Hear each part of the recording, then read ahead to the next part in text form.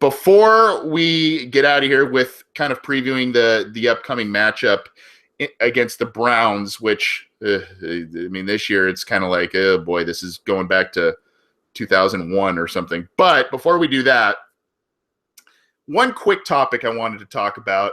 There's an arising issue with the Bengals at the tackles positions, and in this offseason, the Bengals made the deliberate decision to let Andre Smith walk in free agency because they invested their number one and number two, their first and second round picks in Cedric Ogbuehi and Jake Fisher in the 2015 draft, obviously showing that they had plans for the future.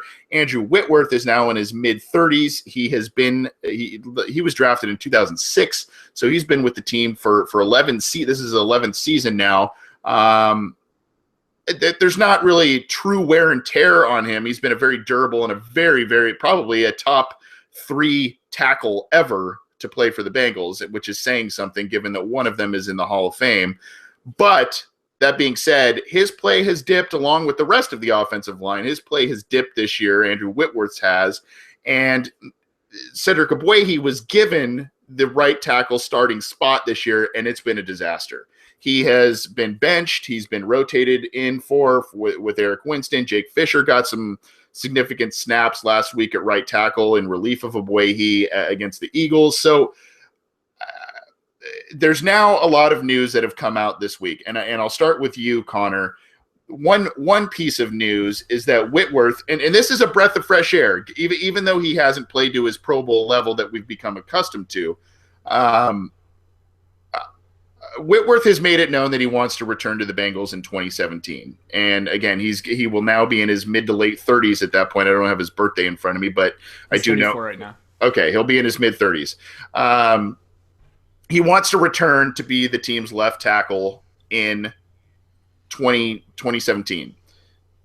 Now you have Paul Alexander, the Bengals offensive line coach, working out Cedric Ogbuehi not only at right tackle, but this week he's also been getting reps at left tackle with the hope that Ogbuehi will get snaps at left tackle and their viewing of him as a more natural left tackle.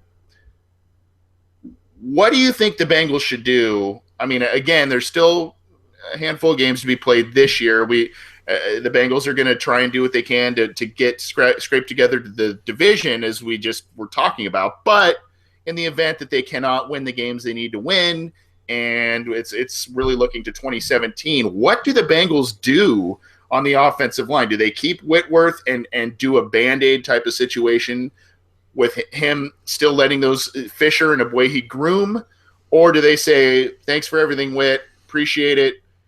If you want to go somewhere else, awesome. I mean, it was definitely something where I didn't think would be an issue before this year. I don't think most Bengal fans probably thought this would have been an issue because Whitworth always carries such a large cap hit, which is fine. He deserves the money, but the Bengals right now just they plan for Ogbuehi to be ready by now and for Jake Fisher to be ready by now, and right now we really don't know if either one is. I mean, you can't take PFF grades as gospel like we've always said, but Ogbuehi's been like one of the worst in the NFL in terms of Pro Football Focus grades, and Jake Fisher has been barely above that. So they're pretty much, you might say Jake Fisher is better, but they're really playing it poor in terms of PFF grading system. And so, I mean, I'm not going to pretend like I know what's wrong with either one of their play, but ultimately what it comes down to is you have a team now that was planning on Ogbuehi and Fisher being ready by now, and instead you have a team that have a right tackle, has a 34-year-old left tackle who's probably going to be 35, I'm guessing, by next year. Keep in mind this season, a year before Whitworth's already, like, he's a year younger than Whitworth and has already kind of started to show signs of, hitting that tail end of his career now. But you have, I mean, Kevin Zeitler's going to be a free agent, and you don't know if the Bengals are going to sign him. I think as of right now, and obviously we'll see what happens with Zeitler, but your goal is to keep Dalton upright because we've all seen that he's a better quarterback when Dalton's upright. You want your line to be able to block for running backs because Jeremy Hill's on your roster, and we all know that he's a better runner when he has a line that can create holes for him, he's not going to make something out of nothing like guys like Bernard and Rex Burkhead can do. So right now, I think if I'm going to be honest, I think you have to re-sign Whitworth, and he has a lot of leverage, which is kind of scary because I remember last year he kind of seemed like he was trying to get as much money as he could for the 1 year deal. I think he got like $7 or so million, maybe nine. I can't remember, but it's something where luckily he's versatile and he's a team player and he's willing to do what the Bengals are going to ask him to do. He's been around for so long and he's a guy that you want to be on the team because he's been here for so long and he's a mentor towards those players and he's going to stand up when his teammate gets punched in the mouth. But it's just it's at the situation at best is not ideal. I'll say that, and hopefully Obwehi is better at left tackle than he has been at right tackle because ultimately that seems like that's what the Bengals drafted him to be was the left tackle. Otherwise, they probably would have taken Jake Fisher where they took Obwehi, but I don't know. Maybe they took him and thought he would be a right tackle like Andre Smith. I mean, they took Andre Smith in the first round, so it's hard to make an assessment without knowing what the team is thinking. But I think right now you have to re-sign Whitworth, and especially with Eric Winston getting up there in age, you have the space on your roster. And I've heard from Matt Miller of Bleacher Report, I believe that he believes this year's offensive tackle class, or maybe it's just the offensive line class in general, is very weak. And so I think signing Whitworth and having him there as kind of an insurance, and he's probably going to start next year to be honest, but Well, having he him there would. as an Yeah, insurance policy. I'm sure he wouldn't come back if he wasn't starting. Yeah. Yeah, so I think I mean, and luckily, like I said, he's played guard. Bodine hasn't been bad, so I mean he hasn't been great, but he's been average. So you can keep him there. You have Bowling, who probably could move to right guard if Zeitler were to leave. So you have a lot of pieces, and you could probably move a couple of them around. Obviously, Zeitler and Bowling haven't really been moving, so you're guessing they're going to be there. But Witt's a good backup guard, and he's a good tackle. Could probably start at either position, but we'll probably start at left tackle since that's the more dire need. But yeah, it's definitely a difficult position. I think they have to sign him just because they really don't have any leverage at this point. They can't just go out there with two unproven players at the tackle positions. That's kind of what it comes down to. I, Scott, I'm going to put you on the spot, but it's also just kind of a quick little thing. I mean, number one, your thoughts on should the Bengals move to the future based on the shakiness they've seen from both Fisher and Obwehi? And number two, might the future be Obwehi left tackle, Fisher right tackle, and if they let Kevin Zeitler walk in free agency, maybe Whitworth's your starting right guard? I think like what Connor said when they were drafted, I think the assumption was Obwehi would be your future left tackle, Fisher would be your future right tackle. Right, right. Whitworth has talked about in the past. I haven't heard it this year. In the past, he's talked about since he started at left guard, he wouldn't mind when he got older. If he couldn't play left tackle anymore, he'd be willing to play left guard. Uh, and as Connor kind of talked about his versatility, this reminds me a lot of the Terrence Newman thing, where the Bengals kept bringing Terrence Newman back. We had spent a first-round pick on Drake Kirkpatrick, first-round pick on Darqueze Dennard, and it kept them on the bench. And a lot of fans were like, why in the heck do we keep bringing this old man back when you have these young guys just sitting there? And it kind of reminds me of the whole thing now we're doing with tackles, which they have gone heavy with. Those two picks a couple years ago, their top two picks, and you bring Winston back, who is getting the playing time over Obwehi, and Whitworth back. That, yeah, you've got these young guys, but you're not playing them. And I think ultimately what it comes down to is you just have to play your best players. And I mean, the whole idea is you're trying to win. It doesn't matter if they're 38 or if they're 18. If your best player is the young guy, you play the young guy. If he's the old guy, you play the old guy because you're playing to win, especially as short as the careers are of every coach not named Marvin Lewis. You have a very short shelf life where you need to get those wins. Although the one thing I will say where the Bengals are kind of in a different position with that is they generally aren't going to play the younger guy if he's better. Most other teams, the younger guy's better, he plays. The older guy's better, he plays. The Bengals tend to play the older guy if he's better or worse. I mean, you look at what they did with Dunlap sitting behind Gathers and so forth. And so the one argument I could see for letting Whitworth go is if they think Obwehi and Fisher, have this magic third year in them, kind of like they thought they would get with Bodine.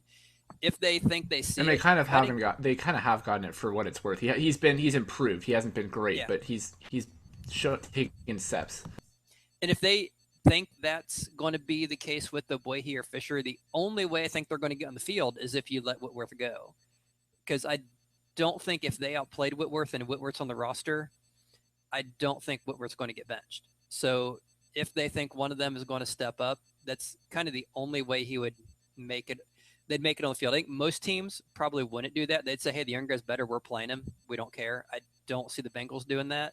So that'd be the only argument I could see for letting him go is if you think one of those guys is going to have a breakout year, and it's the only way the Bengals would get him on the field. Or if Zeitler walks in free agency, I think that's another thing. I think it's kind of contingent on him staying. Yeah. If they're willing to put one of them at guard, they seem to be pretty well set with their no. This guy's a center. He's going to play center. No, he's a whatever.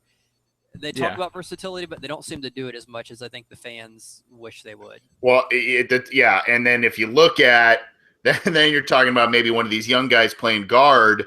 If you bring back Whitworth, he's going to be your left tackle. Most likely, he will be your starting left tackle. Then you have Cedric Ogbuehi, or whichever Cedric Ogbuehi, who has struggled mightily as the right tackle. You either kick him into right guard, and then you have Jake Fisher to right tackle. You have both those guys right next to each other. I don't know how that would. Although I could see someone like Ogbuehi at left guard. Well, I'd like to see Hopkins play guard, but Bowling's there at left guard too. Very athletic, but doesn't have the strength. Kind of reminds me of Robert Gallery, where he was drafted, I think, like a top 5 pick as a tackle, just struggled. They moved him to guard, and wow, this guy's really good now. He's a Pro Bowl guard. Yep. Yeah, so that might be what you have to do with someone like Ogbuehi. That okay, we thought he had it in to be a left tackle, he just doesn't, but he's obviously athletic enough and seems to have enough ability that we just need to get him in a position that is a good fit. Yeah. I'm going to be the master analyst again and just kind of say, I don't know. I don't know the answer. Much like the last, I don't know what the best answer is, much like the last segment and what we're talking about with tanking or not tanking and what you do here. I mean, it's kind of like, you either take that leap of faith and say, we trust our draft picks, we trust what we've done, and these guys are our future. Or you look at 2016 as your sample size for many instances where the team did that, and it has not worked out. So I don't know what you do here. Selfishly, I think Andrew Whitworth is not only has been a great player for the Bengals, but he's also a great guy. I've met him in person. He is an amazing guy, super nice, super personable. I don't know exactly how a 6'7" guard would necessarily fit in. Usually you got to be a little more square built than the tall, lanky kind, but he was very effective in 2013, as we know, when Clinton Bowling got hurt, and he was effective for the Bengals there.